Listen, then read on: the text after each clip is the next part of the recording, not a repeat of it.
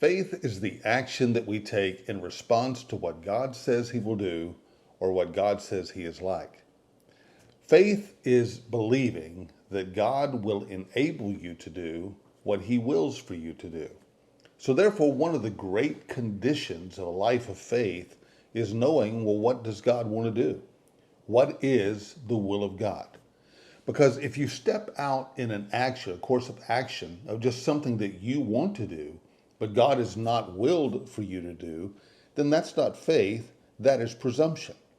Some people think that they can just conjure up in their mind something that they want to achieve or something that they want to receive, and they think that if they can just believe hard enough, if they can trust God enough that He's going to do it, that somehow God is obligated to come through and make it happen.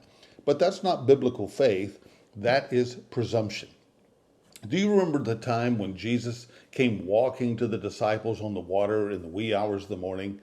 They saw Him walking on the water and they were terrified. Jesus says to them, "Do not be afraid, it's me." Peter responds and says, "Lord, if it's you, tell me to come to you on the water." And Jesus says, "Come." So Peter, in response to Jesus' indication that He wants him to come, Peter takes a step of faith. He steps out of the boat, and then Jesus enables him to do what He willed for him to do. However, if in seeing Jesus, Peter had just made up his own mind that he would like to walk on the water like he saw Jesus doing, and if without a word from Jesus, Peter had just taken his own initiative and stepped out of the boat, that would not have been faith, that would have been presumption.